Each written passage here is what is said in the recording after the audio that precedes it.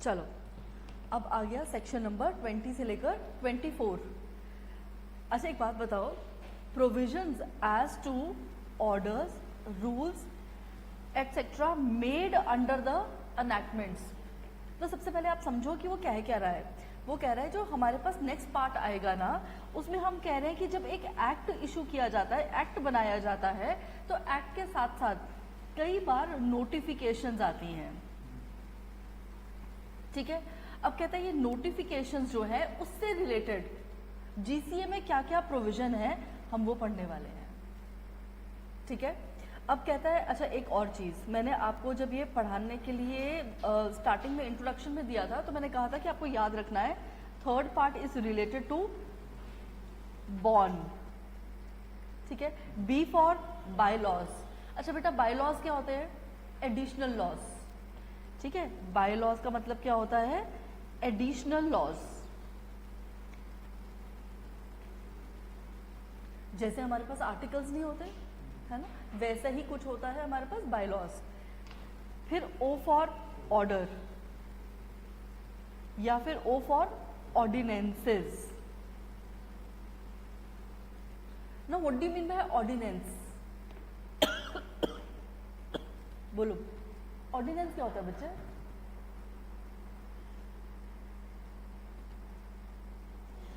देखो हमारे यहाँ पे ना, हमारे देश में लॉ कौन बनाता है? पार्लियामेंट। ठीक है, ऐसा याद रखो कि पार्लियामेंट जब छुट्टी पे गया है तो उस टाइम पे लॉ बनाने की पावर किसके पास आ जाती है? प्रेसिडेंट। ठीक है, लॉ कौन बना रहा है? पार्लियामेंट। तो पार्लियामेंट का काम है सर लॉ बनाना। ठीक है, लेकिन पार्लियामेंट अगर छुट्टी पे है, मान लो अभी सेशन में नहीं है, तो उस टाइम पे कौन लॉ बनाता है? प्रेसिडेंट। और जो प्रेसिडेंट लॉ बनाता है उसको हम क्या बोलते हैं? ऑर्डिनेंस। कहता प्रेसिडेंट को भी तो किसी ने पावर दी होगी ना, किसने पावर दी? हमने कहा article number 123 of constitution of India. Article number 123 of constitution of India. अच्छा देखो बेटा ऐसा है कि ये तो हमारा आ गया सेंटर लेवल पे। स्टेट लेवल पे भी तो लॉ बनते हैं। कहाँ बनते हैं? स्टेट लेजिस्लेचर में। डन। अब वहां पर अगर ये लोग अभी काम पे नहीं है, सेशन में नहीं है, तो उस टाइम पे लॉ कौन बना सकता है? गवर्नर। डन। और गवर्नर भी जो लॉ बनाता है उसे हम क्या बोलेंगे? ऑर्डिनेंस। और गवर्नर को पावर किसने दिया है? Article number 213 of the constitution of India. आपको ये लिखना चाहिए।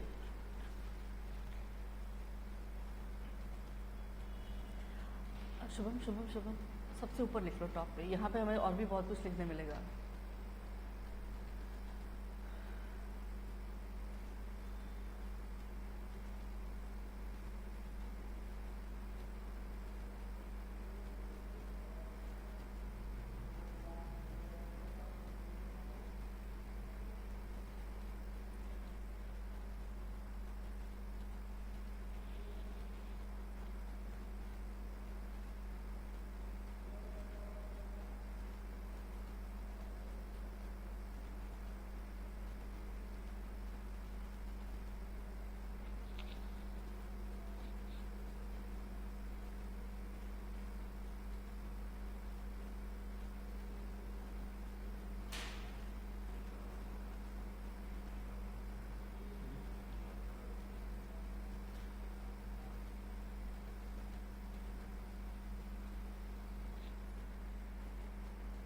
हो गया बेटा, चले आगे। चलो फिर हमारे पास आया रूल्स एंड रेगुलेशंस। अच्छा बताओ कंपनी रूल्स सुने आपने? है ना, कंपनीज रूल्स। अच्छा बताओ what is difference between rules versus sections as per in accordance with companies act?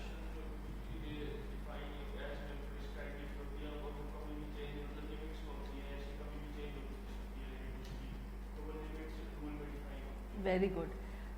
और इसको इजी भाषा में याद रखने के लिए हम पता है क्या बोलते रहते हैं कि सेक्शन में लिखा होता है कि क्या करना है और रूल्स में लिखा होता है कैसे करना है। ठीक है, तो जो यहाँ पर किंचुक ने बात बोली वो बिल्कुल सही थी कि कई बार क्या होता है सेक्शन में प्रोविजन दे दिया जाता है लेकिन उसको इलेबोरेट और प्रिस्क्राइब कहाँ किया जाता है, रूल्स में। डन। तो यहाँ पे बता दिया कि ये काम करना है, वहाँ बताया प्रॉपरली कि कैसे करना है। डन। फिर नेक्स्ट वर्ड आता है रेगुलेशन। रेगुलेशंस क्या होते हैं? बैंकिंग रेगुलेशन, सेबी की रेगुलेशंस जो ऑटोनोमस बॉडीज बना देती है, ठीक है। और फिर N for notification, notification NCS देती रहती है, ठीक है। चलो, अब हमने इन शब्दों को तो समझ लिया, इससे ज्यादा इसकी डिटेल करने की जरूरत नहीं है। चले आरती आगे। देखो, provision as to orders, rules etcetera made under the enactment. सबसे पहले आया है construction of order etcetera issued under the enactment. पहले मेरी बात सुनना, ठीक है, फिर इसको लिख लेना। अब आप ट्राई भी करना इसको जरा कि क्या लिखा है। कहता है where any legislation or by any regulation power to issue notification, order, scheme, rule, form, bylaw is conferred, then the expression used in the notification this shall, unless anything that is repugnant in the subject or context have some respective meaning in the act। देखो यहां पर हमने कहा जी ये act है, ठीक है, screen पर देखो बेटा, ये एक्ट है और यहां पर है बॉन्ड। ये एक्ट से रिलेटेड क्या आई? बॉन्ड। कोई बाय लॉ आया हो, कोई ऑर्डर, ऑर्डिनेंस, कोई रूल रेगुलेशन, कोई नोटिफिकेशन आई हो। कहता है इस बॉन्ड में जिन शब्दों को यूज किया गया है, जो वर्ड्स यूज किए गए हैं, उनका मीनिंग कैसा होगा? सेम, जैसा एक्ट में लिखा है वैसा। कैसा मीनिंग होगा बेटा? Same as is given in the act. Easy. तो भाई जब तक स्पेसिफिकली मेंशन्ड ना हो या फिर इस वर्ड का मीनिंग रिपग्नेंट ना हो जाए, ऑब्सोलीट ना हो जाए, तब तक हम क्या कहेंगे? आरती क्या बोलेंगे? बॉन्ड के अंदर जब भी जो भी वर्ड यूज किया गया है उसका मीनिंग कैसे निकालेंगे? बिल्कुल एक्ट वाला, ठीक है। अब इसको फिर से पढ़ेंगे, स्क्रीन पर देखो।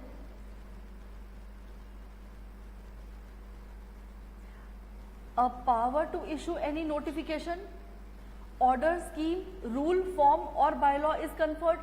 जहां पे आपको पावर दिया गया है रूल वगैरह बनाने का, बनाओ sir. Then the expression which is used in the notification, तो expression used in the bond, अब याद रहेगा। अब हमें लंबी चौड़ी लिस्ट याद करने की जरूरत नहीं है, बॉन्ड याद रखो, लिखना सब कुछ है। Scheme, rule, bylaw shall, unless there is repugnant, have the same respective meaning as is given in the act। ठीक है, तो यहां पे हम शॉर्ट में क्या लिखेंगे? लिखो expressions given in bond shall have same meaning as is given in the act। अच्छा, ये वाली लाइंस ना आपको याद करनी शुरू कर देनी चाहिए। Unless there is anything repugnant, ठीक है। इसके बाद लिख भी लेना इसको, अनलेस देयर इज एनीथिंग, क्योंकि इसका मतलब है कि अगर कुछ और गड़बड़ नहीं हो रही तो हम मीनिंग कैसे उठाएंगे? जैसा एक्ट में गिवन है। चलो, सेक्शन नंबर 20 तो बहुत आसान था। अच्छा बताओ, सेक्शन नंबर 5 क्या था? Enforcement. Section 6 repeal, 6A textual amendments, 7 very good, revival of the enactment repeal. क्या हम रिवाइव कर सकते हैं? अगर एक्सप्रेसली मेंशन्ड हो तब, अदरवाइज नहीं रिवाइव होगा। नेक्स्ट 8 रेफरेंस, है ना, जिसमें हमने इनकम टैक्स एक्ट के बुक प्रॉफिट का एग्जाम्पल लिया था। Okay, 9 commencement and termination. Commencement कब से होगी? Exclude first day, include last day. Then 10 computation of time plus 1 day लगा लिया करेंगे, मतलब अगला दिन, क्योंकि पिछले दिन लास्ट डे क्या थी, छुट्टी आ गई। ओके, सेक्शन नंबर 11, हाँ, measurement of distance, horizontal plane पे स्ट्रेट लाइन। ओके, फिर section number 12, pro rata. 13, gender and plural. ठीक है, जेंडर भी और प्लूरल भी दोनों ही कहाँ आते हैं, सेक्शन 13। और section number 14, time to time, आप एक्सरसाइज कर सकते हो पावर को। 15,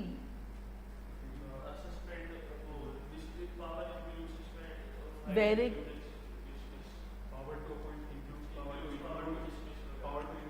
एक्स ऑफिशियो। अगर आपके पास पावर है टू अपॉइंट बाय नेम, तो आपके पास पावर है टू अपॉइंट एक्स ऑफिशियो। 16 है जो आप बोल रहे हो, ठीक है। और 16 के साथ ही हमने वो केस लॉ भी किया था, रमाया माधवी अम्मा, सबसे पहले 3rd पेज पे माधवी अम्मा वाला केस। ओके, रायापन वर्सेस माधवी अम्मा। Next section number 17, substitution of functionaries. यानी कि अगर मैं ये कहूं कि एक पोजीशन पे किसी और को बिठाया जा रहा है, तो उस पोजीशन की पावर्स दूसरे बंदे के पास भी चली जाएंगी। ठीक है, तो हम 17 में किसकी बात करते हैं, पोजीशन की, कुर्सी की। उस कुर्सी पर बैठने वाले की पावर जो है सेम रहेगी। ठीक है, चाहे उसका किसी मतलब वो पावर किसी और को दी जाए बेशक। और फिर 18 में क्या आता है कि ये चला भी गया, कोई और आता है तो उसकी पावर भी क्या रहेगी, सेम। डन। फिर आता है 19, सबॉर्डिनेट्स एंड, है ना। तो हमने कहा था कि अगर कोई व्यक्ति डेप्यूटेशन पे आता है या किसी सबॉर्डिनेट को आप सुपीरियर का काम करने के लिए बोलते हो, तब भी क्या रहेगा, powers will remain the same. चलेगा। मैथ्स वाले टीचर का हमने एग्जाम्पल लिया था यहाँ पे कि मैथ्स वाले सर जो गए हुए हैं, उनकी जगह जो भी आया उसकी पावर भी क्या है, सेम। या फिर प्रिंसिपल की जगह वाइस प्रिंसिपल को कहा है she has to act like a principal, so she has all the powers of a principal. Done. फिर आया सेक्शन नंबर 20। 20 क्या है बेटा, कंस्ट्रक्शन ऑफ ऑर्डर्स इशूड। तो मीनिंग, इसमें क्या वर्ड याद रखेंगे, मीनिंग। तो कहता है मीनिंग कैसा होगा, हमने कहा जैसा एक्ट में मीनिंग है वैसा ही होगा मीनिंग उन वर्ड्स का जो बॉन्ड में यूज किए गए हैं। डन। चलो, अब इसके अंदर हमारे पास एक केस लॉ आ गया। कहता है Subhash Ram Kumar versus state of Maharashtra. कहता है it was held that the notification in the common English acceptation mean and imply a formal announcement of a legal relevant fact. बताओ हाँ या ना। कहता है ये जो वर्ड है नोटिफिकेशन, इसका नॉर्मल इंग्लिश शब्द में मतलब क्या होता है, फॉर्मल अनाउंसमेंट, है ना। नोटिफिकेशन का मतलब क्या है, formal announcement. So if tomorrow I come here in the class and I will ask you, I may ask you कि okay tell me did you get the notification that I will be taking extra class, maybe. तो इसका मतलब क्या है, आई गेव द फॉर्मल अनाउंसमेंट दैट I will be taking extra क्लास। ठीक है, नहीं है नहीं कोई, मैं तो ऐसे एग्जाम्पल दे रही हूँ। Okay, notification publish in official gadget. Now what does that mean. कहता है means notification published by the authority of law. तो कहता है जब हम लोग बात करते हैं notification publish under the official gadget, तो इसका मतलब क्या होता है, कोई भी नोटिफिकेशन जो कि किसने इशू की है, authority of law. It is a formal declaration and should be in accordance with the declared policies and the statute. Notification cannot be substituted by the administrative instruction. तो उसने क्या किया, सिर्फ शब्दों का मतलब बताया है। कहता कि अगर नॉर्मल इंग्लिश में वर्ड हम लेते हैं कि फॉर्मल डिक्लेरेशन, बट अगर हम लोग notification in the official gadget कह रहे हैं तो इसका मतलब ये है कि लॉ ने इसको डिक्लेयर किया है। तो आपको कौन सा मीनिंग उठाना है कि लॉ ने डिक्लेयर किया है। अच्छा, और एक ये वाला एग्जाम्पल ज़्यादा बढ़िया है, अगर आपने पेपर में देना हो तो ये एग्जाम्पल लिख कर आना। वो कहता है एक वर्ड है कलेक्टर, स्क्रीन पर देखो बेटा एक बार। कहता है एक हमारे पास रूल था लैंड एक्यूजेशन कंपनीज रूल्स 1963। ये रेगुलेशन, ये रूल किसके साथ आई थी, लैंड एक्यूजिशन एक्ट 1894 के साथ। तो ये एक्ट है हमारा और ये रूल है। अब इन दोनों के अंदर, रूल के अंदर एक वर्ड यूज किया गया कलेक्टर, तो इसका मीनिंग कैसे उठाएंगे, जैसा मीनिंग एक्ट में गिवन है। ठीक है, एक बार लिख लो वहां पर, same meaning as given in the act, same meaning as given in the act.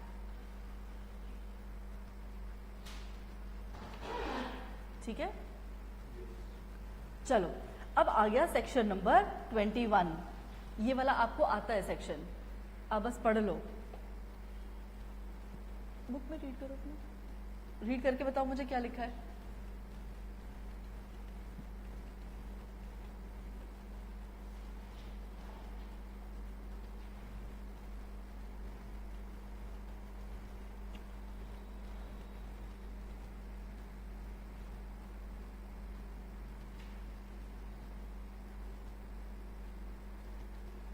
First sentence में मीनिंग समझ में आ जाना चाहिए, हेडिंग से ही।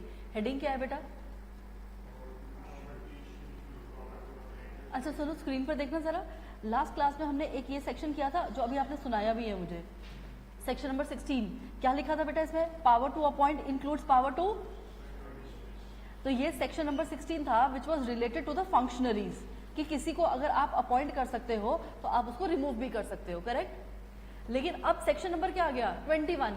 अब 21 में क्या लिखा है? 21 में लिखा है कि अगर यदि आपके पास पावर है इशू करने का, किसको इशू करना है बेटा? बॉन्ड। लिखो वहां पे, if you have the power to issue bond,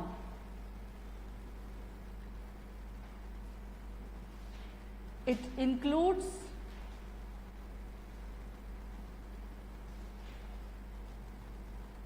power to add, amend, vary, rescind,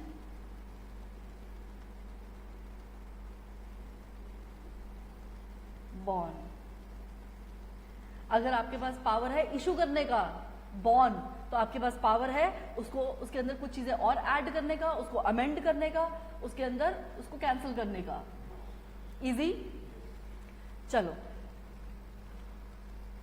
फटाफट से ये दो केस लॉज हैं, इसको रीड करते हैं और आप लोग एक्सप्लेन करोगे। डन? देखो यहाँ पे, Rashid Javed versus state of UP. Supreme court held that under section 21 of the act an authority which has the power to issue a notification has undoubted the power to or modify the notification in the like manner. मतलब जल्दी बोलो। किसी authority के पास power है notification issue करने की, तो वो उसे मॉडिफाई भी कर सकता है, रिसाइन भी कर सकता है। और रिसाइन भी कर सकता है। आरती, रिसाइन मतलब सॉरी रिमूव कर, कैंसिल कर देना, खारिज कर देना उसको। Next, supreme court held that the power under section number 21 of the act is not so limited as to be exercised only once. The power can be, अब ये नहीं है कि आपको सिर्फ एक बार ही पावर दिया है, हमने कहा इशू एक बार किया है तो अमेंड बार बार कैसे, हमने कहा ऐसा नहीं होता। आपके पास पावर है टू इशू, तो आपके पास पावर है टू अमेंड, और कितनी बार? जब जब तक आपको इसको लगे जरूरी है, तब तब आप इसको अमेंड कर सकते हो। चलेगा? तो ये पावर कैन बी एक्सरसाइज, लिखो power can be exercised as and when required।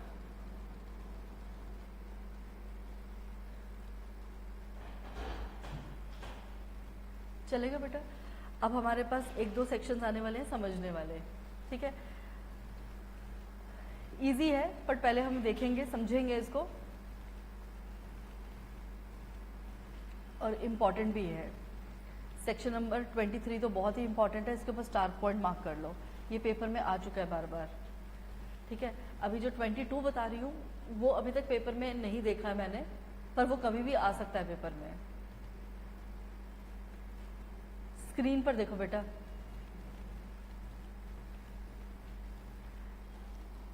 एक एक्ट पास हुआ, मैंने क्या वर्ड बोला है? एक्ट पास हुआ, एनफोर्स नहीं बोला मैंने अभी। मान लो वो पास हुआ है जनवरी में, और हमने लिखा हुआ है कि वो फॉलो किया जाएगा फ्रॉम 1 जून ऑनवर्ड्स। इसको एनफोर्स कब करेंगे? 1 जून। अब अब इसके बीच में हमें लगा कि इस एक्ट के अंदर जो लागू होने वाला है उससे रिलेटेड हमने क्या इशू किया, बॉन्ड। अब बताओ ये बॉन्ड कब अप्लाई होगी, 1 जून के बाद, उससे पहले नहीं हो सकता। बस इतनी सी बात है कि एक्ट अगर आपका बन चुका है पर एनफोर्स नहीं हुआ और एनफोर्समेंट से पहले ही कुछ आपने बॉन्ड लेकर आए, कोई बाय लॉज लाए, कोई ऑर्डर लाए, कोई रूल लाए, कोई रेगुलेशन लाए, तो अब ये रेगुलेशन रूल कब अप्लाई होने शुरू हो जाएंगे, from the 1 June, from the enforcement of the act itself. ठीक है, अब पहले पढ़ते हैं इसको। कहता है प्लीज स्क्रीन पर देखो बच्चा, मेकिंग ऑफ रूल्स, किसकी बात कर रहे हैं, रूल्स की, बाय लॉज की, और इशुइंग कर रहे हैं ऑर्डर्स की।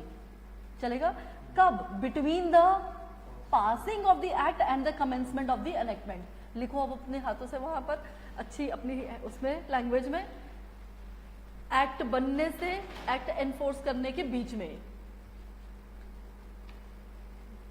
एक्ट बनने से एक्ट की एनफोर्समेंट के बीच में।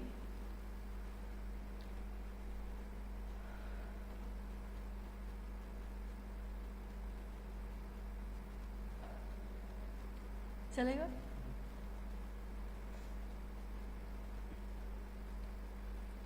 अब इसको रीड कर रहे हैं, स्क्रीन पर देखो। Where by any central act regulation which is not to come into force immediately, कोई ऐसा सेंट्रल एक्ट, सिर्फ इसी को सर्कल करो बेटा, कोई भी central act which is not to come into force immediately on the passing thereof a power is conferred to make rules and bylaws. Power तो है आपके पास रूल्स बायलॉज बनाने की, इशू करने की orders with respect to the application of the act or regulation, with respect to the, हो सकता है उसके अंदर किस चीज की बात की हो, जैसे कंपनी लॉ आ गया। ठीक है, हमने कहा इसकी एनफोर्समेंट बाद में करेंगे, अब हमने बीच में एनसीएलटी बनाना है, ऑफिस बनाना है, तो क्या हम बना सकते हैं, क्या एस्टैब्लिश कर सकते हैं कोई भी कोर्ट या फिर अपॉइंटमेंट ऑफ जज? हाँ कर सकते हैं, बिल्कुल कर सकते हैं। officer with respect to the person by whom or by or the time when or the place where or the manner in which or the fees for which anything is required to be done। बहुत उसको expand कर रहा है, आप यहां तक याद करना कि ऑफिसर का अपॉइंटमेंट करना है या अपॉइंटमेंट ऑफ जज करना है। यहां से the issues the order so made the bylaws, यहां से sorry, the bylaws orders so made or issued shall not take effect till the commencement of the act। ठीक है, बस इसको आप अंडरलाइन कर लो, यहां तक अंडरलाइन करेंगे बेटा, और फिर उसके बाद ये आई रिपीट,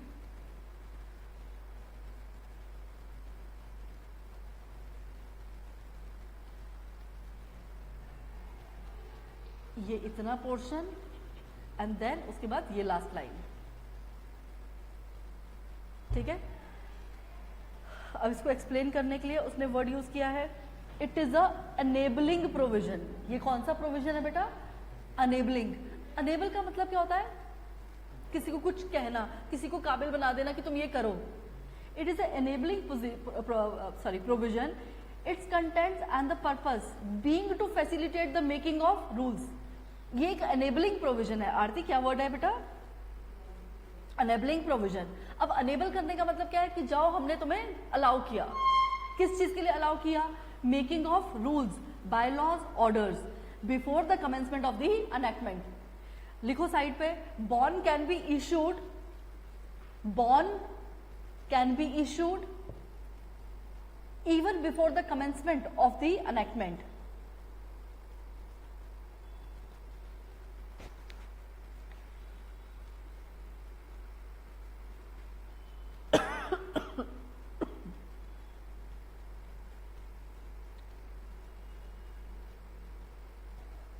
डन, सॉर्टेड। ठीक है, अब यहां पर इसका मतलब सिंपल वो ये कह रहा है कि सेक्शन नंबर 22 क्या कह रहा है कि अगर अभी कानून लागू नहीं भी हुआ तब भी आप बॉन्ड ला सकते हो, बट बॉन्ड अप्लाई कब होगा, along with the commencement of the act, not before that. ठीक है, कोई शक? तो अब हमारे पूरे सेक्शन 22 में सिर्फ इतनी ही बात बोली कि नंबर 1 आप बॉन्ड ला सकते हो even before the commencement of the act, पहली चीज। दूसरी चीज, however the bond will take effect only after the commencement of the act itself. Point number 3, it is an enabling provision. It allows you to make bond even before the commencement of the act. Easy? चलो, ये वाले chapter में आपने pointers याद रखने हैं, ठीक है? पॉइंट दिमाग में बिठा कर रखने हैं। अच्छा, मैंने लास्ट क्लास में कहा था डिविडेंड प्रिपेयर करके आना, किया? ठीक है, आज मैं इसका एक क्वेश्चन, 2 क्वेश्चन जो इस बार लेटेस्ट पेपर में आए हैं वो शेयर करूंगी, और वो आपने पेपर, वो आंसर घर से मेरे को बस लिख कर लाकर दिखा देना है, ठीक है? ताकि मुझे पता चले कि आप लिख भी रहे हो ढंग से या नहीं लिख रहे हो। हमारा प्रोविजन आपको पता है ना, सेट रहता है वैसे ही सेम जैसे फाउंडेशन में सीख कर आए थे, provision, analysis and then conclusion. और कभी अगर आपको ऐसा लगे कि पेपर में टाइम नहीं बचा, ठीक है, आपके पास 3 क्वेश्चंस बचे हैं और 5 मिनट है, तो आप क्या करोगे? प्रोविजन कंक्लूजन, लेकिन only in the case of emergency. फिर आप एनालिसिस लिखना हटा दोगे, ठीक है, क्योंकि एनालाइज करना वो तो आप कंक्लूजन में भी लिख सकते हो at times, only in case of emergency. आपको क्या करना है? सीधा provision, analysis and then conclusion. Done? Okay, next. 1% मैं भूल गई तो आप मुझे मैसेज कर देना कि मैम ये भेज दो, आपने कहा था क्वेश्चंस भेजने हैं डिविडेंड के। चलो नेक्स्ट, अब हमारे पास आ गया सेक्शन नंबर 23। अब सेक्शन नंबर 23 जरा रीड करो और मुझे बताओ हेडिंग रीड करके आपको क्या समझ में आ रहा है?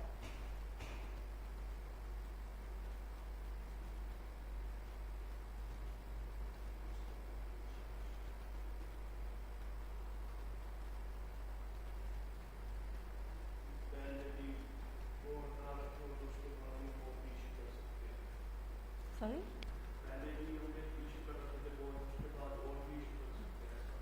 दोबारा पढ़ते हैं। हमने कहा provision applicable to making of rules और bylaws after the previous publication. वो यहां पर आपको कह रहा है कि आपको पब्लिकेशंस देनी पड़ेंगी, ठीक है बेटा? इसका मतलब पता क्या है आपको? जब भी आप बॉन्ड लेकर आओगे ना, so there is a procedure to follow, there is a procedure. तो सेक्शन नंबर 23 में हमारे पास क्या लिखा गया है? There is a procedure which is required to be followed in order to issue bond. सही है? देखो बेटा, यहां देखो हमारे पास 5 पॉइंट्स दिए ना, 5 पॉइंट्स दिए। लास्ट वाला पॉइंट देखो, सबसे पहले क्या लिखा है? द पब्लिकेशन इन द, किसका? रूल्स का, बायलॉज का, which you have to made in exercise of the powers. मतलब लास्ट में वो ये कह रहा है कि भाई जब भी आप रूल्स और बायलॉज बनाओगे तो आपको ऑफिशियल गैजेट में इसको पब्लिश करना है। तो ये उस पब्लिकेशन की बात कर रहा है। तो आपको सेक्शन नंबर 23 क्या बताएगा? The process to issue bond. अच्छा, सेक्शन 20 क्या था? देख के बोलो बेशक, पर बोलो। हाँ, मीनिंग कैसा होगा? बॉन्ड के अंदर जो वर्ड्स दिए उसका मीनिंग कैसा होगा? सेम एक्ट वाला। इसमें एग्जांपल कौन सी की हमने? कलेक्टर वाली, है ना?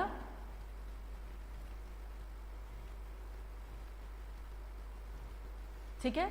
सेक्शन 21, अच्छा सेक्शन 21 को तो एकदम 16 के साथ कंपेयर करके रखो ना। 16 में क्या बोला था कि फंक्शनरीज के पास अगर पावर है टू अपॉइंट तो उनके पास पावर है टू डिसमिस। और यहां पर क्या बोल रहे हैं कि किसी के पास भी पावर है टू इशू बॉन्ड, उसके पास पावर है टू अमेंड बॉन्ड। और कितनी बार? Only once? No, n number of times, as and when it deems fit. फिर उसके बाद आया सेक्शन नंबर 22। सेक्शन 22 क्या है बेटा?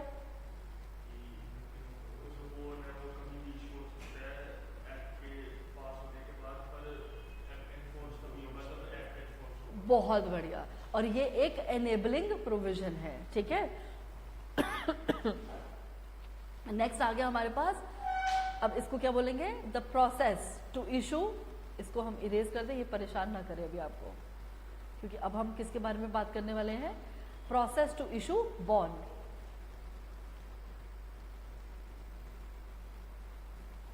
चलो इधर जरा स्क्रीन पर देखते हैं। Where by any central act or regulation, a power to make rules, bylaws is expressed to be given subject to the conditions of the rules or bylaws being made after the previous publication, then the following provisions shall apply. तो सीधी बात वो क्या बोल रहा है, कहता है अगर किसी सेंट्रल एक्ट में रूल्स और बायलॉज बनाने की power is expressly given, then you have to follow the following provisions. ठीक है, लिखो वहां पे, इफ, सर्कल ही कर लो बेशक इसको यहां पे, by any central act rules bylaws is expressed, the power to make rules bylaws is expressed. Aarti लिख रहे थे आप? if in any central act power to make rules or bylaws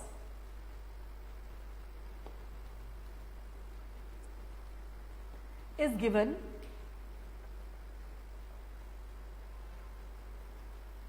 comma, then following provisions shall apply.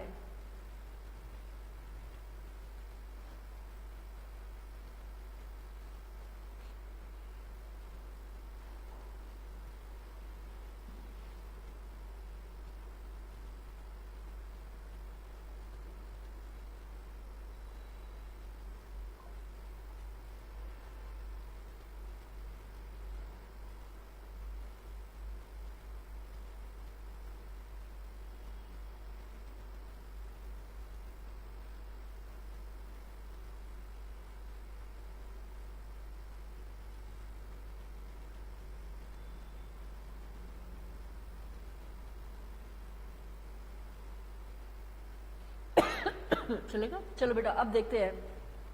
सुनो, दिखने में लगेगा 5 points है, बहुत ही आसान पॉइंट्स है. स्क्रीन पर देखना. The authority having the power to make rules और bylaws shall before making them publish a draft. लिखो साइड पे, publish a draft of rules और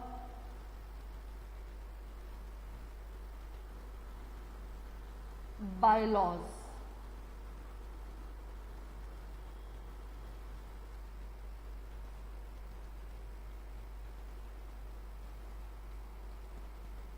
ठीक है, अब ये किसके लिए इशू करेंगे बेटा? जिन लोगों को फर्क पड़ेगा इससे, those who will get affected by it. तो चलो, अगर आपको नोटिफिकेशन लाना है तो शुभम सबसे पहले हम क्या करेंगे? क्या? ड्राफ्ट. किसका ड्राफ्ट? रूल्स और बायलॉज का. अच्छा, what do you mean bye draft? कच्चा पर्चा. अभी ये पक्का नहीं है, अभी ये कच्चा डॉक्यूमेंट है, something which is not final. ठीक है, अभी ये ब्लूप्रिंट है कि हम ये रूल लेकर आना चाहते हैं, ये बायलॉ लेकर आना चाहते हैं, उसका ये ब्लूप्रिंट है. डन? कोई शक? तो उसका सबसे पहले क्या करेंगे? ड्राफ्ट बनाएंगे. और ड्राफ्ट किसके पास सबमिट, कहाँ छाप देंगे? उन लोगों को इंफॉर्मेशन देने के लिए जिनको इस पर्टिकुलर रूल और बायलॉ से इफेक्ट होगा. Easy? Next, publication shall be made. अच्छा, नेक्स्ट पॉइंट आप लोग बताओ मुझे क्या लिखा है. आपको समझ में आ रहा है ना कि अब तो एक तो हमने पर्चा छाप दिया, ड्राफ्ट छाप दिया, अब सेकंड पॉइंट क्या होगा? The publication shall be made in such a manner as the authority deems to be sufficient. अच्छा देखो यहां पे क्या आ गया? मैनर. किस चीज का मैनर? पब्लिकेशन का. ठीक है, लिखो यहां पे साइड पे, मैनर ऑफ पब्लिकेशन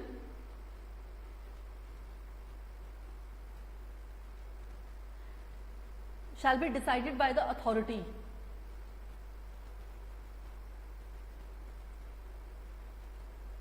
इजी. सबसे पहले का ड्राफ्ट छापना है और ड्राफ्ट जो है उन लोगों के पास चला जाना चाहिए जिनको इफेक्ट होगा इस पर्टिकुलर रूल और बायलॉ से. दूसरा क्या बोला? कहते हैं ये नोटिफिकेशन छापोगे कैसे? कहते हैं सर अथॉरिटी देखेगी अपने आप. चलेगा? Next point, then there shall be published with a draft or notice specifying the date. लिखो mention the date.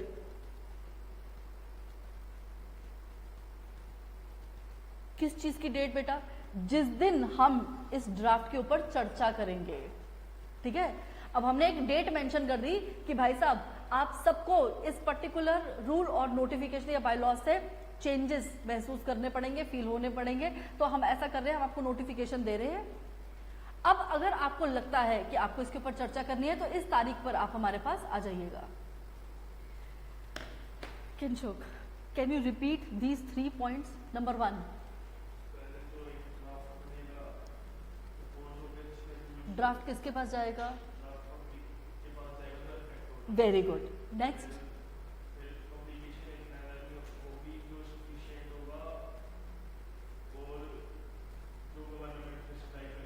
जो अथॉरिटी प्रिस्क्राइब करेगी। हमने कहा जी नोटिफिकेशन कैसे आएगा? हमने कहा जौन सी अथॉरिटी रूल्स और बायलॉज इशू कर रही है वही डिसाइड करेगी। Who is going to decide? The authority. Next, third,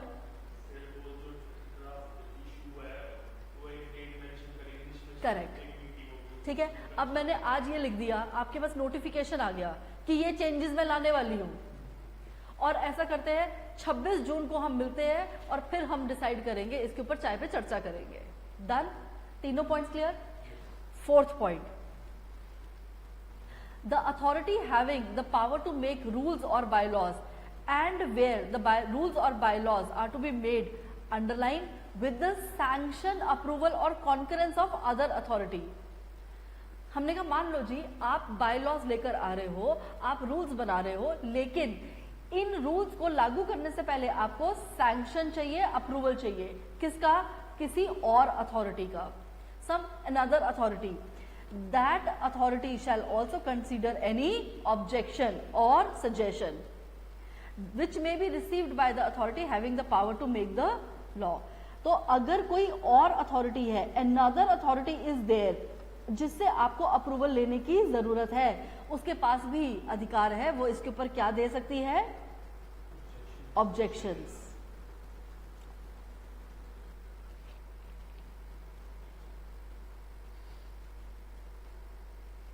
ठीक है। और अच्छा, जो लोगों ने दिए थे ऑब्जेक्शंस, वो भी ये अथॉरिटी उसको चेक कर सकती है कि वाकई में ये सही भी है या नहीं है।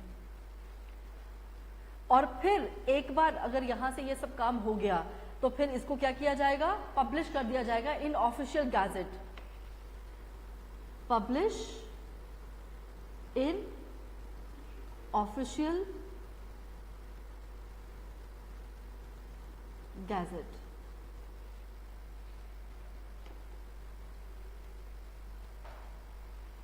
चलो बताओ 5 पॉइंट्स कौन कौन से थे? नंबर 1, पब्लिश करेंगे, ड्राफ्ट पब्लिश करेंगे to the people who are likely to get affected by it. Second, manner of publication कैसा होगा? As may be decided by the authority. Third, the date shall be mentioned on which the draft shall be considered. Next, another authority है तो वो भी objection को देखेगी, check करेगी। And last, जब ये पक्का हो गया तो इसे पब्लिश कर दोगे ऑफिशियल गैजेट में। ये वाला क्वेश्चन जो है ना, लास्ट या last to last attempt, 1-2 attempts में ये आया हुआ है।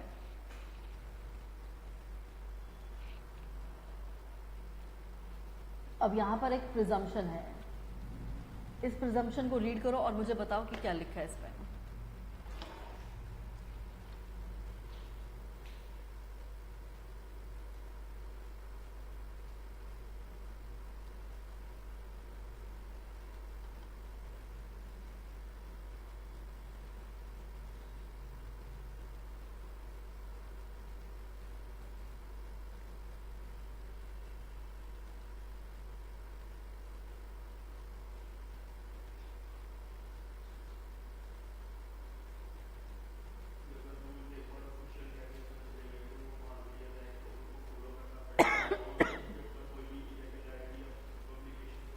हिंदी में बताना एक बार।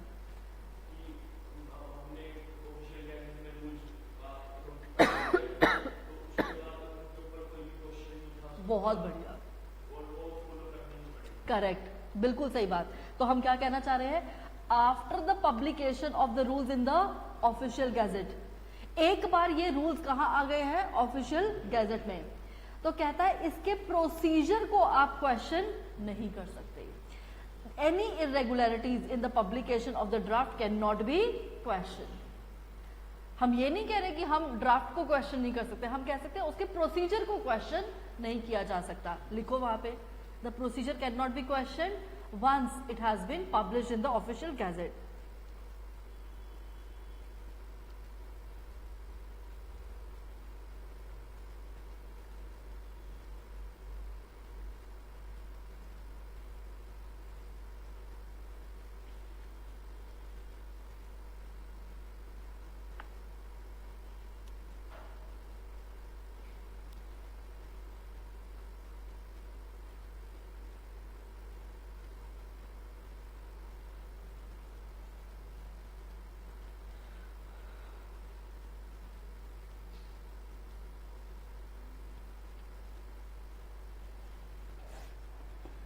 डन।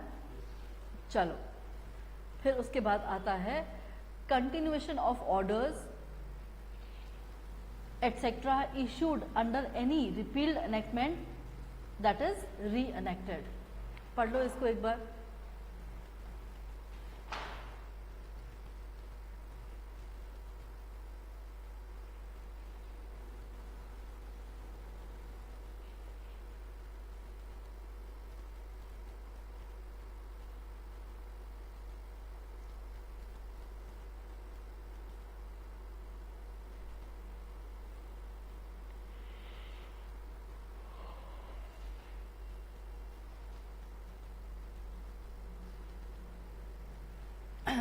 सुनो, ये जब पढ़ोगे ना, इसको पढ़ने से पहले इसकी एक केस लॉ गिवन है which is important also. Next page पे देखो बेटा, एक केस लॉ है state of Punjab versus Harnek Singh. पढ़ते जरा इसको क्या लिखा है। It was held that investigation conducted by inspector of police, यानी कि क्या बात हो रही है, कोई इंस्पेक्शन की बात हो रही है, इन्वेस्टिगेशन की बात हो रही है। कौन कर रहा था, सॉरी कौन कर रहा था इसको, inspector of police. Under the authorisation of notification issued under, अच्छा ये इन्वेस्टिगेशन कौन से एक्ट के तहत चल रही थी, prevention of corruption act 1947। Will be proper, ये प्रॉपर मानी जाएगी और इसको क्वैश नहीं किया जाएगा, यानी कि इसको खत्म नहीं किया जाएगा। Under new notification taking the above power till the notification specifically उसको सुपरसीड ना कर दे।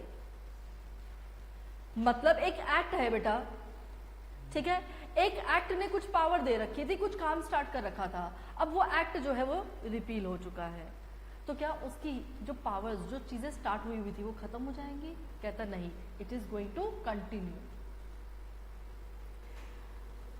ठीक है, देखो अब इसको पढ़ते हैं हम। Where any central act regulation is after the commencement of this act is repealed and re-enacted with or without modification unless expressly otherwise provided, underline यहां से करना, any appointment, notification order scheme issued under the repealed act, जो repealed act में positions create की थी हमने और उन positions को जो हमने power दे रखी थी, shall continue in force and be deemed to have been made or issued under the notification being issued under the provision so re-enacted।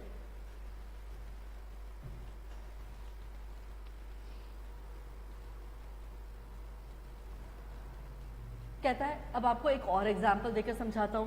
कहता है माइंस एक्ट था एक 1923 का, mines act was replaced by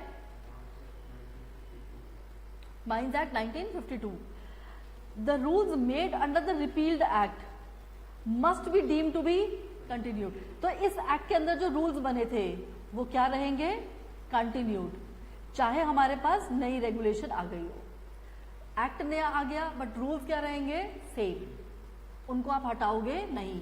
तो क्या मैं ऐसा कहना चाहती हूँ कि एक एक्ट है जो क्या हो चुका है, रिपील्ड एक्ट है, रिपील्ड एक्ट के अंदर बनाए गए रूल्स है ना, न्यू एक्ट के पैदा होने के बाद भी चलते रहेंगे, ये खत्म नहीं होते, अनलेस और अनटिल एक्सप्रेसली मेंशन्ड। तो फिर आपको एक्सप्रेसली मेंशन करके इसको खत्म करना पड़ेगा। जब तक आप इसको खत्म नहीं करते हो तब तक नहीं होगा। वैसे भी रूल वर्सेस सेक्शन हो जाए तो सेक्शन प्रिवेल करेगा, ठीक है, लिख लो ऐसे ही। रिपील्ड एक्ट के अंदर जो रूल्स बने हैं दे विल बी कंटिन्यूड। लिखो rules made under repealed act, rules made under repealed act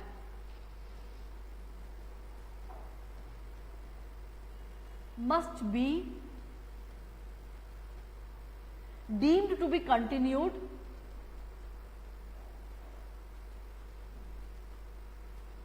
until specifically withdrawn, until specifically withdrawn।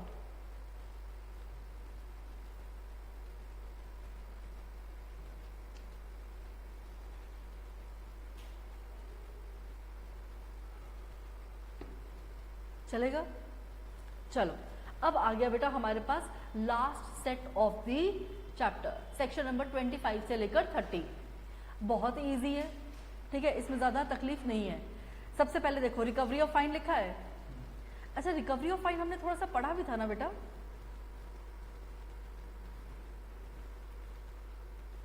Screen पे देखते हैं। कहता है सेंट्रल एक्ट है, सेंट्रल एक्ट में रिकवरी ऑफ फाइन्स का प्रोविजन जो है is if it is missing. Central act में रिकवरी ऑफ फाइन्स का प्रोविजन इज मिसिंग। तो आरती हम किसको फॉलो करेंगे बेटा? Follow section number 25 of GCA. सही है बेटा। अब जीसीए में क्या लिखा है कि हम आपसे फाइन कैसे वसूलेंगे? कहता है हम फॉलो करेंगे सेक्शन नंबर 63 से लेकर 70 तक ऑफ आईपीसी एंड इसके साथ साथ क्या फॉलो किया जाएगा? CrPC.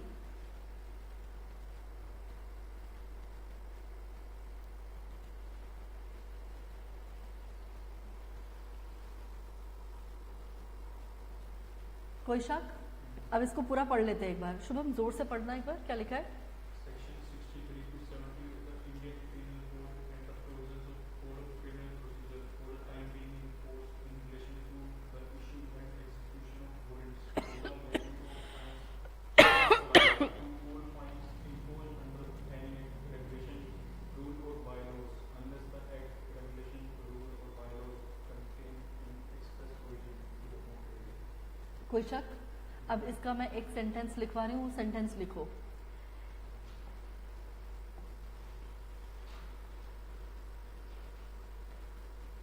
If any act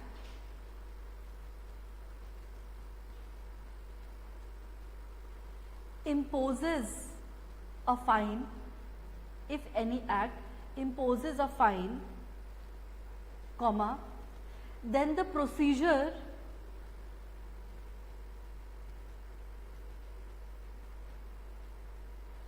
for recovering the fine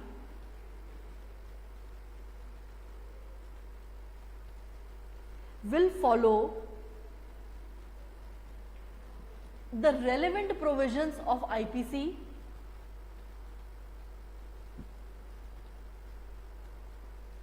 and CRPC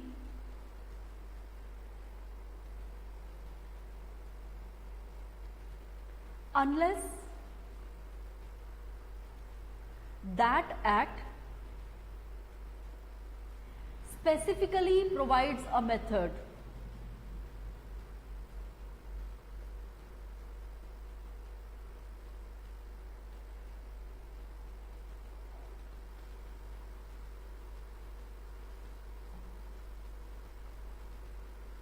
done। Section number 26 star point. और ये वाला सेक्शन मैं आपको फिर से मैं लिख कर दे दूंगी। और कोई सेक्शन अगर आपको लगे ना कि भाई मुझे लिख कर दे दो, हम लिखे हुए सेक्शन को अच्छे से लर्न करके जाएंगे, तो आप मुझे बता देना, ठीक है। ये वाला सेक्शन मैं आपको लिखा हुआ दे दूंगी, पर समझ लेते हैं कि सेक्शन में है क्या। सेक्शन नंबर कौन सा बेटा? 26। सुनो अब मेरी बात, पेन छोड़ दो अपना, आराम से सुनो। कहता है इस सेक्शन का मतलब ये होता है कि सर अगर आपने कोई गुनाह किया है तो उस गुनाह के लिए आपको बार बार सजा नहीं मिल सकती। ठीक है। So if you have committed any offence, ठीक है, तो you can not B vexed twice for the same offence. बस एक लाइन लिखो वहां पे, nobody can be vexed, VEXED, vexed twice for same offence. एक ऑफेंस की एक सजा हो गई तो बात खत्म है।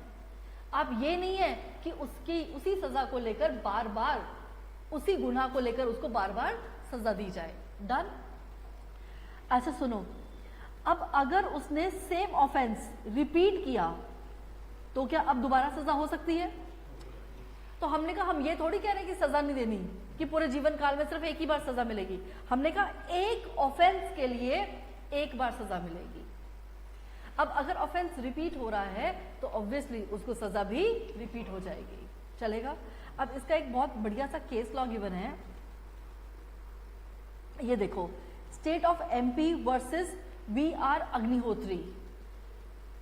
कहता क्या हुआ था इसमें? It was held that when there are two alternative charges in the same trial, एक ट्रायल के अंदर क्या है, दो पनिशमेंट्स है। कौन कौन से इसने गुनाह किए थे? दो गुनाह किए थे बेटा। कौन कौन से? एक तो सेक्शन 409 ऑफ IPC के तहत, और एक था प्रिवेंशन ऑफ करप्शन एक्ट। तो उसने जो ऑफेंस किए थे वो कौन से थे? IPC का या फिर प्रिवेंशन ऑफ करप्शन एक्ट। अब अगर एक बात बताओ, अगर वो इन दोनों में से किसी एक से एक्विट हो जाता है, एक्विट का मतलब क्या है? बाइज्जत बरी हो जाता है, तो क्या दूसरा भी खत्म हो जाएगा केस? नहीं।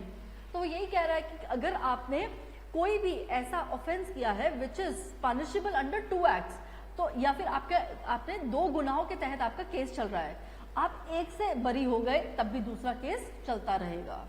डन।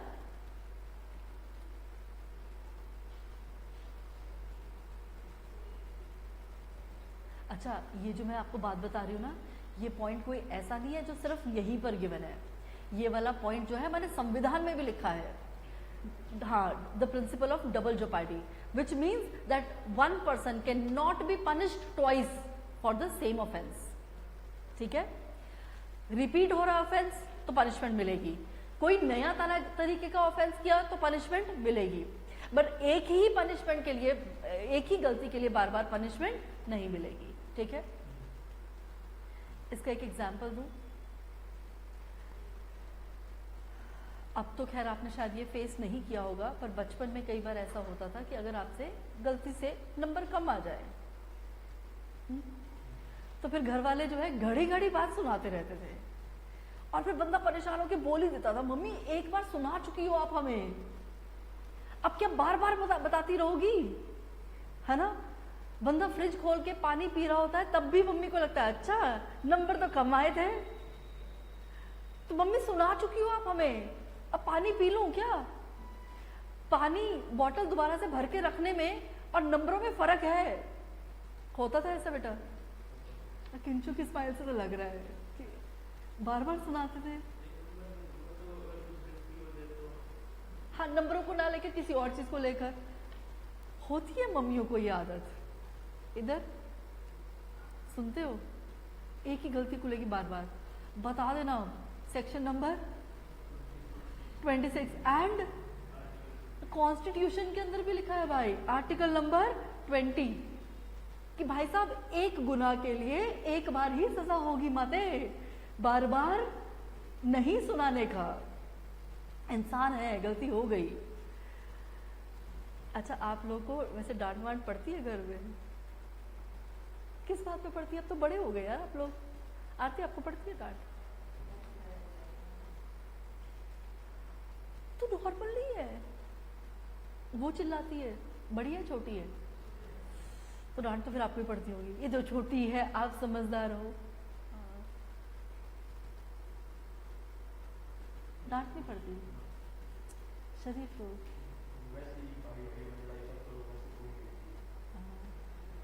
इधर लग रहा है मुझे, उठते बैठते नहीं पड़ती डांट।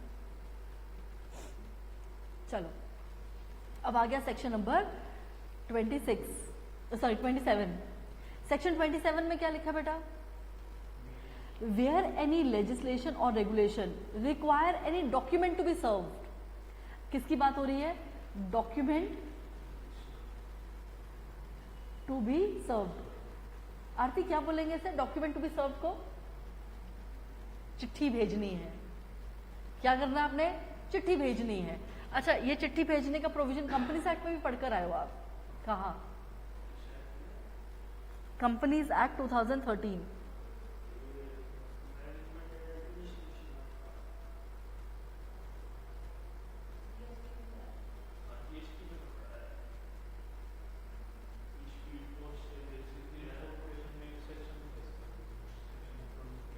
बिल्कुल सही जवाब।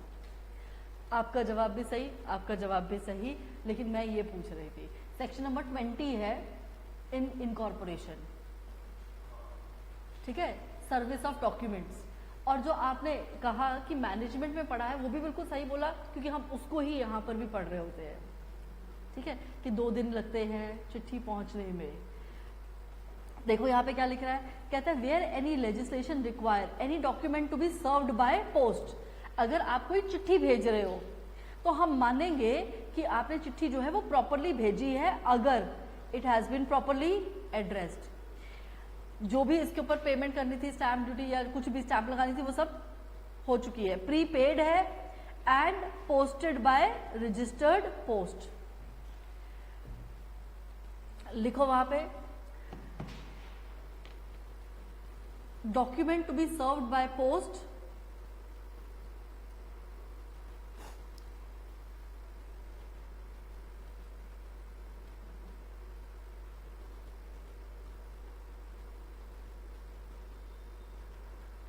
shall be considered proper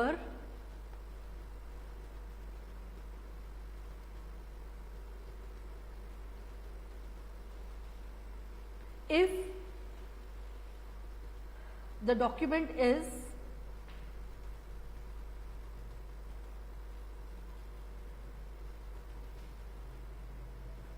properly addressed. Second point,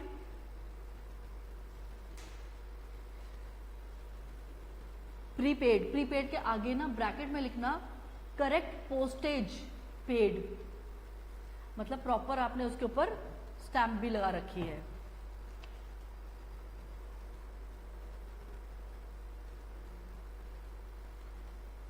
third point is posted by the registered post.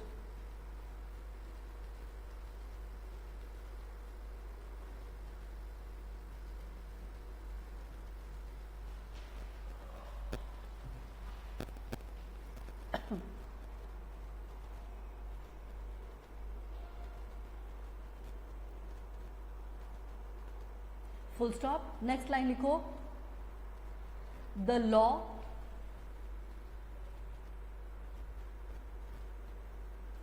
Then presumes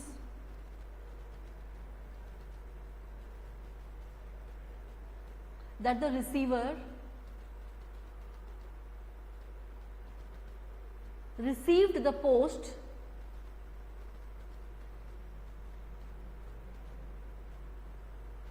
unless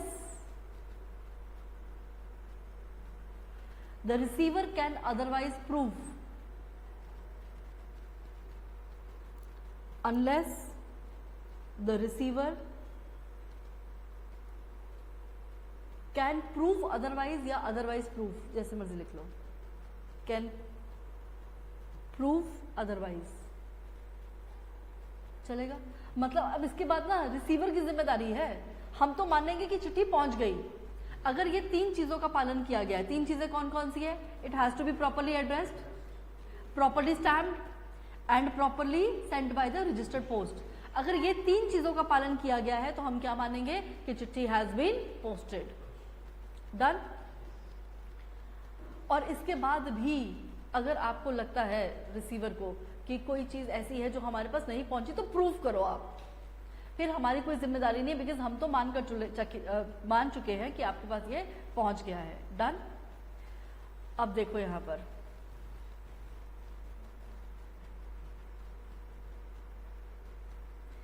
ये वाला केस लॉ पढ़ेंगे। ये केस लॉज आ गए हमारे पास, इंपॉर्टेंट केस लॉज। देखो यहाँ पे a notice when required under the statutory rules to be sent by the registered post acknowledgement due. कह रहा है जब लॉ में लिखा है कि नोटिस भेजना है, कैसे भेजना है बेटा? रजिस्टर्ड पोस्ट से, और साथ में क्या लिखा है? Acknowledgement due. Now what do you mean bye acknowledgement due?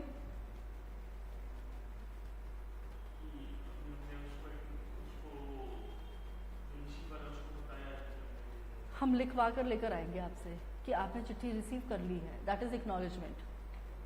ठीक है, आपके पास चिट्ठी आई तो हम आपसे साइन करवा लेंगे कि किसने चिट्ठी रिसीव की है, that is acknowledgement due. Is sent instead by the registered post only.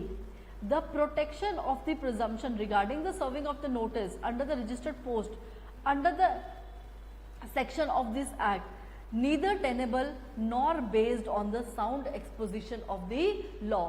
कहता है जब हमने आपको बार बार लिखा है कि रजिस्टर्ड पोस्ट होनी चाहिए विद द एक्नॉलेजमेंट ड्यू, और अगर आपने सिर्फ रजिस्टर्ड पोस्ट से भेज दिया तो क्या ये सही है?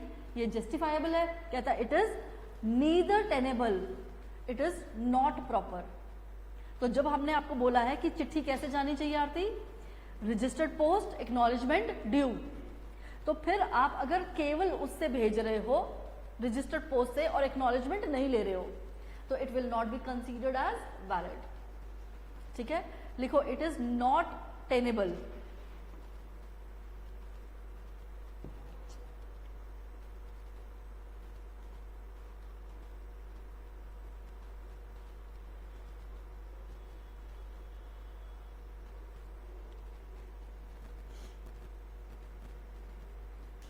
ठीक है, टेनेबल वर्ड नहीं समझ में आएगा तो क्या लिखेंगे? नॉट जस्टिफाइड लिख लो वहां पे। टेनेबल मतलब नॉट, नीदर टेनेबल लिखा है ना, तो something it is not justified.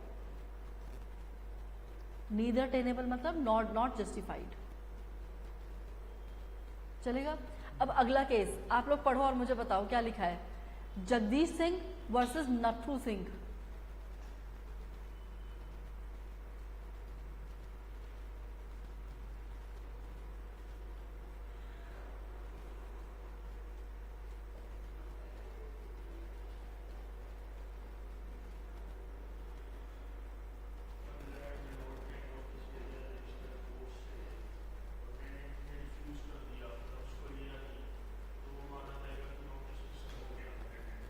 Exactly, simple.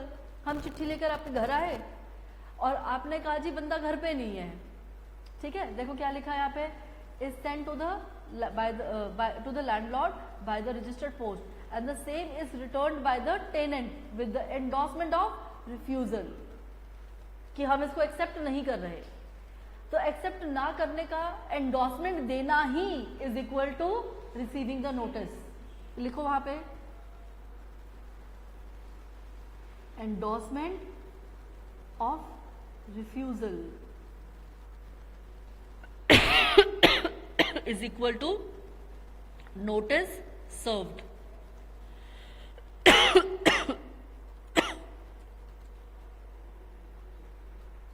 चलो, अब हमारे पास दो छोटी छोटी बातें आ रही है।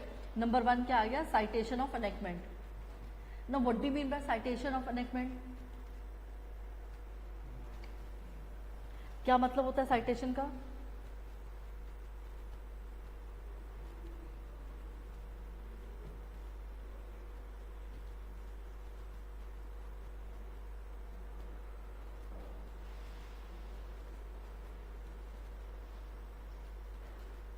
कोट करना। साइटेशन का मतलब क्या होता है? कोट करना, किसी चीज को बताना।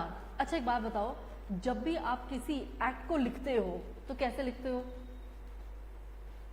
कि हमने इस सेक्शन को रेफर किया, इस एक्ट के को जो कि इस तारीख को बना था। ठीक है, लिखो यहां पर, मैं लिखवाती हूं इसे। लिखो citation of enactment.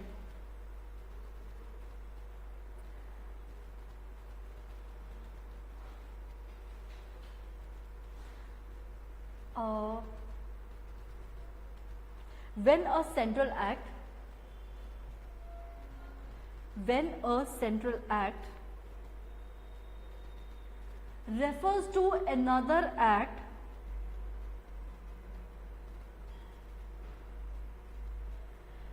by its short title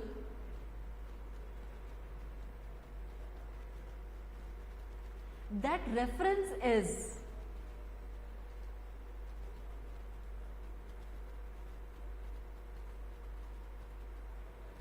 sufficient and valid. That reference is sufficient and valid. Full stop.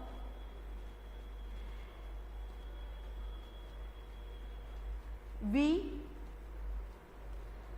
don't have to mention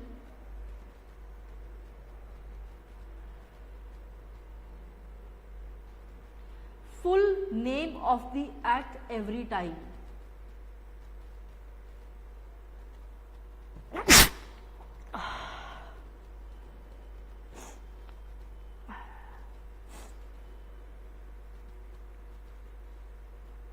easy समझ आई बात?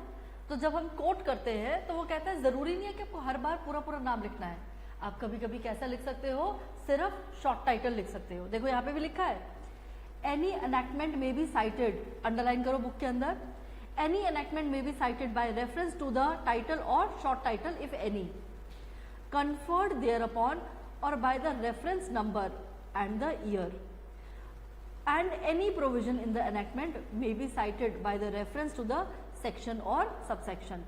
तो अब इसने क्या बोला है, कहता है या तो आप शॉर्ट टाइटल बता दो, ठीक है, या फिर आप रेफरेंस दे दो to the number and the year, लिखो वहां पे नेक्स्ट यही पे लिखो साइड पे, या तो शॉर्ट टाइटल बता दो, सेकंड क्या बताओगे, reference to the number and the year thereof।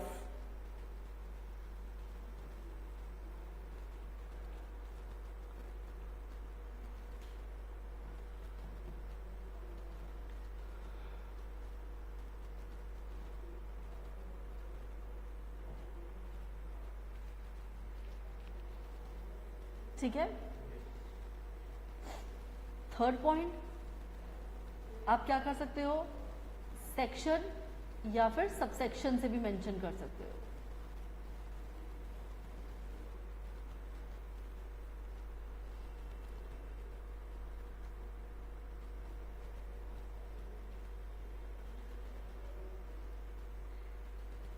Example लिखो, आप लिख सकते हो एक्ट नंबर 18 ऑफ 2013। तो जब आपने लिखा एक्ट नंबर 18 ऑफ 2013, आप पता है किसको रेफर कर रहे हैं, कंपनीज एक्ट 2013 को। या फिर एग्जाम्पल नंबर 2 हम लिख रहे हैं एक्ट नंबर 10 ऑफ 1897, तो हम किसके बारे में बात कर रहे हैं, जनरल क्लॉजेज एक्ट 1897।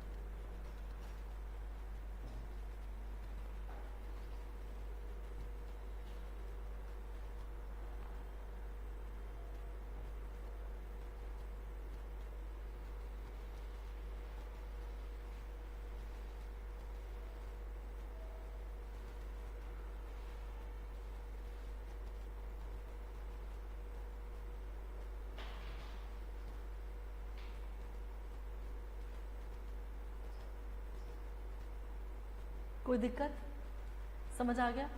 अच्छा, लास्ट में जो है हमारे पास आ जाता है सेक्शन नंबर 29 सेविंग। अच्छा पहले रिवाइज करते हैं, चलो बताओ सेक्शन नंबर 25 क्या था, क्या था इसके अंदर, सीआरपीसी। इसके प्रोविजंस अप्लाई हो जाएंगे कब, वेरी गुड, जब रिकवरी ऑफ फाइन की बात जो है एक्ट में नहीं लिखी हुई। तो सेंट्रल एक्ट जो है फाइन इंपोज कर रहा है पर फाइन को रिकवर करने का प्रोविजन सेंट्रल एक्ट में मेंशन्ड नहीं है, then we are going to follow general clauses act which says that you have to follow section number 63 से लेकर 70 तक IPC and CrPC. Done. Section number 26, अगर आपने इन 3 चीजों का पालन किया है तो हम मानकर चलेंगे कि the documents were properly served.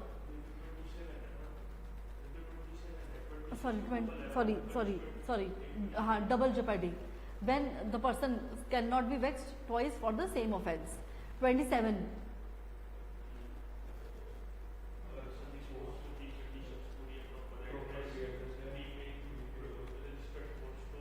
And तीसरा रजिस्टर्ड पोस्ट। अच्छा, अगर registered post with acknowledgement due लिखा था और आपने सिर्फ रजिस्टर्ड पोस्ट कर दिया तो इट इज नॉट जस्टिफेबल। ठीक है, endorsement of refusal is equal to notice served. अच्छा, साइटेशन ऑफ एनेक्टमेंट का मतलब क्या है? कोट करना। तो कोट करने के लिए आप जनरली क्या करते हो? ठीक है, या फिर रेफरेंस नंबर या फिर सेक्शन। अब रेफरेंस नंबर का एग्जाम्पल लिखा है हमने, 2 एग्जाम्पल्स लिखे बेटा। कौन सा? Act number 18 of 2013 which means companies act 2013, या एक्ट नंबर 10 ऑफ दी, तो इसे क्या बोलेंगे? जीसीए। लास्ट के 2 सेक्शंस जो है बहुत ही ऐसे है जिसको आप छोड़ भी दोगे तो चलेगा, बट हल्का हल्का ऊपर ऊपर से बता देती हूँ है क्या।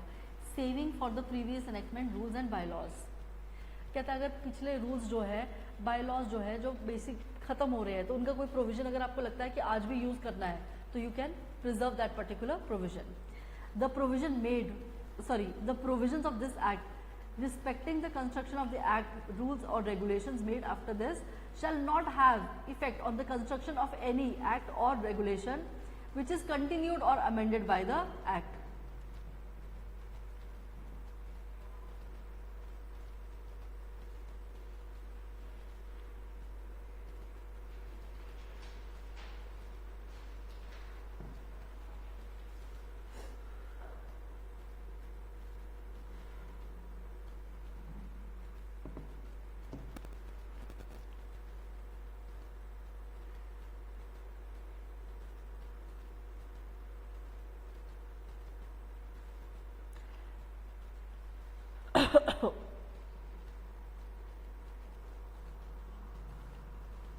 बस ये तो लास्ट तो छोड़ ही दो आप।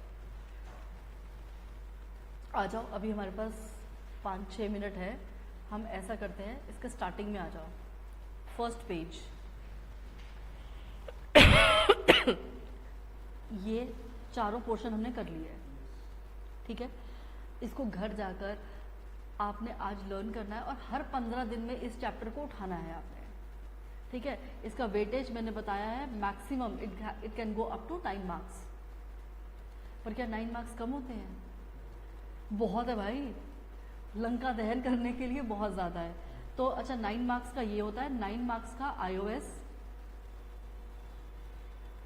और बाकी जो बच्चे कुछ नंबर है वो सारे फेमा के। अच्छा, इसके बाद आप iOS करना चाहोगे या फेमा? फेमा इंटरेस्टिंग है, iOS थोड़ा सा फिर से सेम है, ऐसा ही है, तो फेमा कर लेंगे। चलो आ जाओ पहले पेज पे। पहले पेज की पहली लाइन 1 मार्कर MCQ आ चुका है आपके पेपर में, ठीक है। क्या आया था उसके अंदर? कहता है general clauses act 1897 act was enacted 11th March 1897 to consolidate and extend the general clauses act. कौन से ईयर का? अच्छा, इसको हम बोलेंगे भी क्या? It is the long title. आपको पता है ना, एक्ट के अंदर 2 तरह के टाइटल होते हैं। जैसे अपना होता है एक घर का नाम, एक बाहर का नाम, है ना।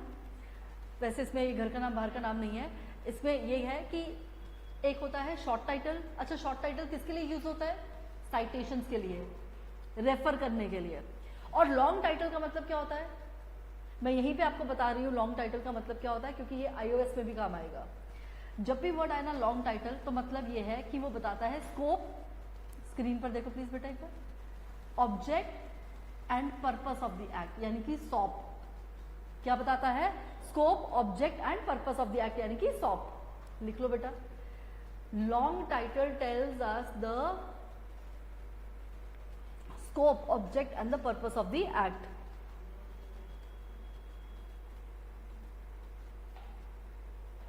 डन। अब देखो, कहता है ये कैसे बता रहा है, हमने कहा जी स्कोप बता रहा है, ऑब्जेक्ट बता रहा है, पर्पस बता रहा है। मैंने कहा कैसे जी, हमने कहा ये देखो ये बता रहा है कि ये कब पैदा हुआ था, और जब ये पैदा हुआ था इसने क्या किया था, कंसोलिडेट किया था सर।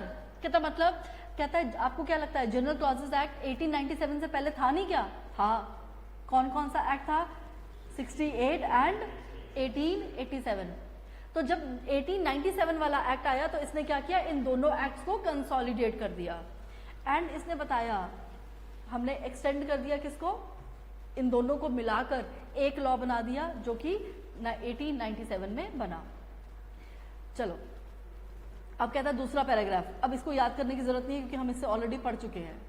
देखो यहाँ पे जनरल क्लॉजेस एक्ट के अंदर क्या कंटेन है, it contains and the principles of interpretation. बोले थे फर्स्ट क्लास में, बता दिया था आपको कि जीसीए के अंदर क्या क्या आएगा हमारे पास, नंबर 1 डेफिनेशन, नंबर 2 प्रिंसिपल्स।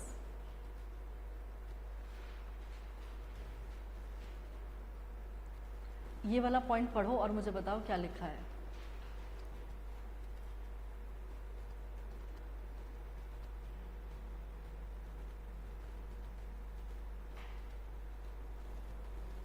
अगर किसी स्पेसिफिक एक्ट में कुछ डेफिनेशन दी है तो उसको होता है जनरल क्लॉज, और कॉन्स्टिट्यूशन से पहले और कॉन्स्टिट्यूशन के बाद के लोग में कुछ कॉन्फ्लिक्ट है तो उससे क्लियर करते हैं। बहुत बढ़िया।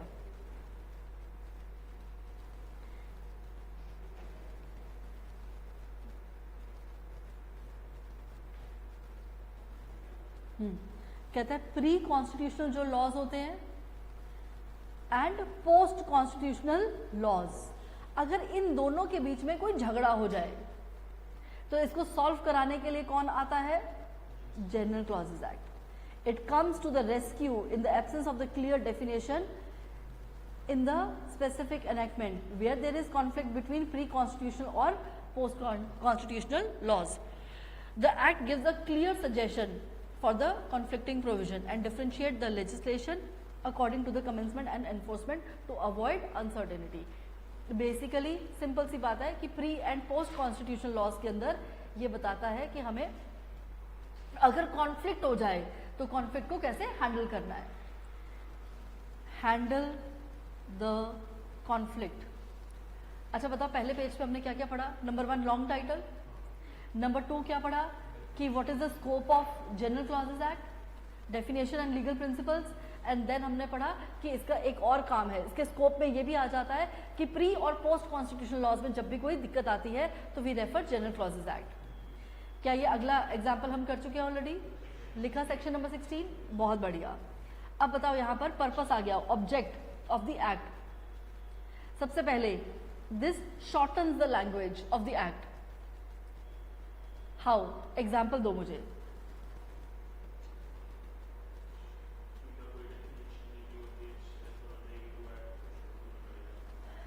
बार बार हमें ही और शी लिखने की जरूरत नहीं है, बार बार हमें वर्ड्स को डिफाइन करने की जरूरत नहीं है।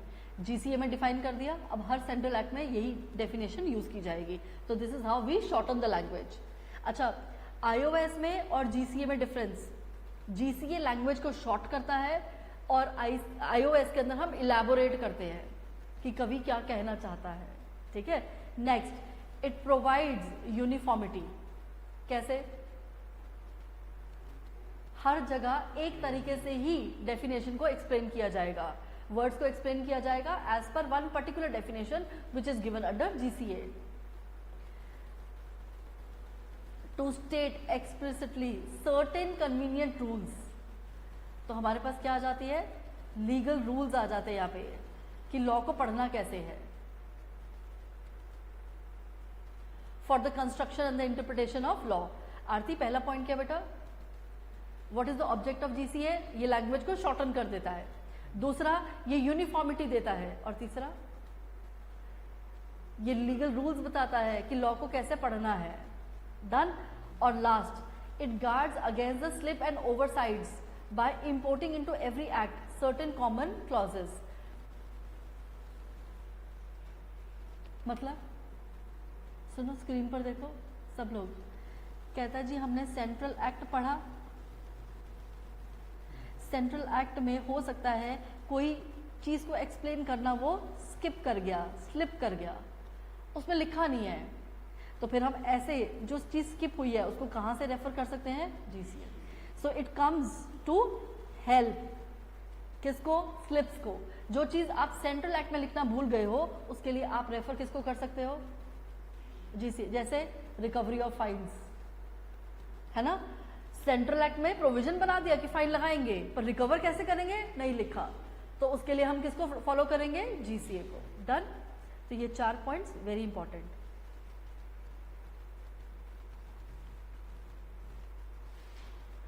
ये वाला पेज पूरा पढ़ लेना, रादर यहां तक.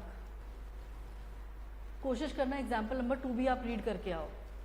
नेक्स्ट क्लास में we will try and finish the chapter. यही हमने पहले भी सोचा था.